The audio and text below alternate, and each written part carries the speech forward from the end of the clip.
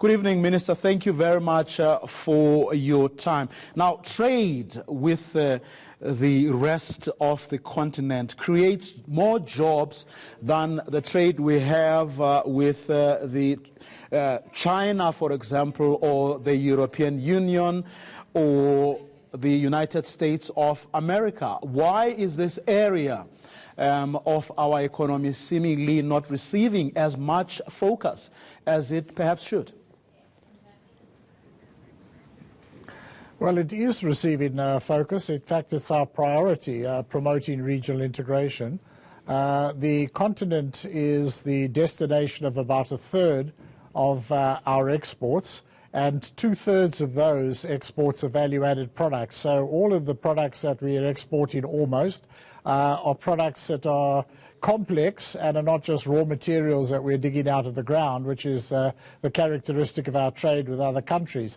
So the African continent is very, very important to us, and it's for that reason that we are promoting developmental regional integration. And part of that is the African Continental Free Trade Area, which is very, very close to coming into force. In fact, 19 of the 22 countries necessary to bring that agreement into force have ratified and submitted their instruments of ratification. 4 more countries have ratified but not yet submitted their instruments, so very close to entering into force. What have been the reasons for the delay of such a crucial instrument in fostering economic relations within the continent? What have been the most intractable areas?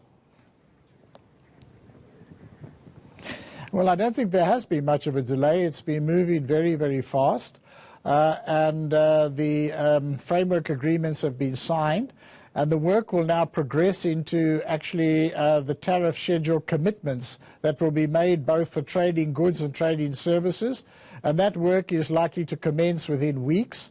I can say that in the meantime, in the context of the tripartite SADC-COMESA East African Community free trade negotiations, which started earlier, on Saturday last, the countries of the Southern African Customs Union, of which we are one, concluded at officials level the agreement with the East African Community.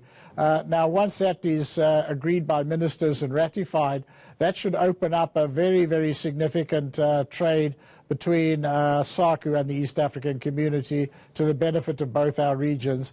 And ultimately, I think what we're looking at is the development of regional value chains which will allow the continent as a whole to industrialize and create many, many more opportunities for mutually beneficial trade, and trade that will bring development to all parts of our continent. You don't think that when we have to get to the nuts and bolts of discussing a tariff regime, that could be where the problems begin in earnest? Well, that is where the commercially meaningful part of any trade negotiation happens. As I said, at the context of the African Continental Free Trade Area, those negotiations will begin within weeks at officials level. And I said that we had just concluded with the East African Community in the context of the tripartite free trade agreement.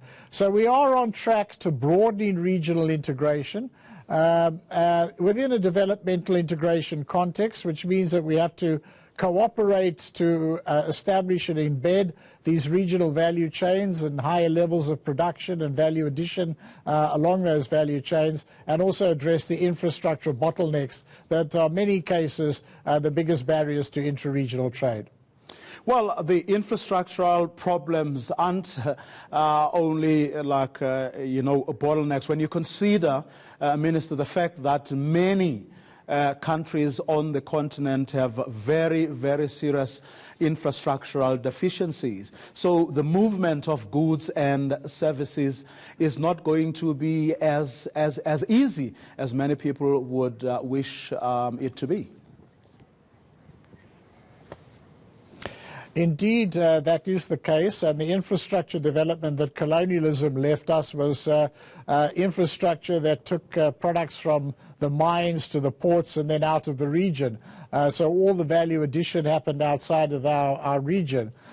In the case of of trying to address the regional integration, there are various programs, including the Program for Infrastructure Development in Africa, the PIDA program, which South Africa is the champion of. So we do recognize the need for infrastructure development to complement the trade side of the integration process. So with that in mind, then, won't this free trade agreement be really something on a piece of paper that in reality won't really be able to deliver?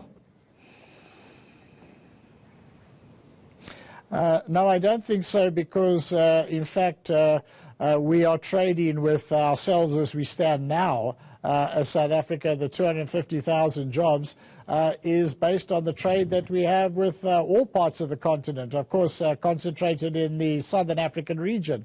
And when we have a favorable tariff regime that allows preferential access for our products compared to those from outside, and of course allows other countries' products preferential access into our market against those coming from elsewhere, that will give a big boost to productive activities across the continent. So I think that we're now going to move beyond just the frameworks and into the actual nuts and bolts of trade negotiations. Well, I've heard during the binational commissions, for example, countries like Zimbabwe complaining that trade is skewed in our direction and they are not benefiting as much as they can. I mean, how much of that is really a problem, or is true, perhaps I should say, for the rest of not only the region, but will also be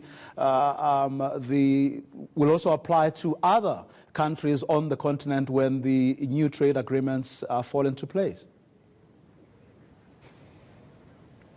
Well, we have been very clear as South Africa and as one of the potential beneficiaries of opening up of markets in other countries. We've been very clear that the future doesn't lie in just one or two of us putting finished products into every other market and nobody else is able to put any products into elsewhere because of the lack of infrastructure or the lack of productive capacity. We think that the real promise of regional integration is not just an increase in intra-regional trade, but actually the emergence of regional value chains, which will allow a higher level of productive activity across the continent. So we've been preparing ourselves and we've been encouraging our companies to prepare themselves to get engaged in much more investment on the continent, investment that is in productive activities in other countries, and also to ensure that we are probably going to be in the future trading more in components and supplying higher value inputs into productive activities that will be taking place in other countries rather than merely supplying them with finished goods. So that's what we've been preparing for. We're looking forward to the whole continent becoming much more significantly industrialized. Okay, that's all we're going to leave it for this evening. Minister, thank you very much for your time. Trade and Industry Minister Rob Davis.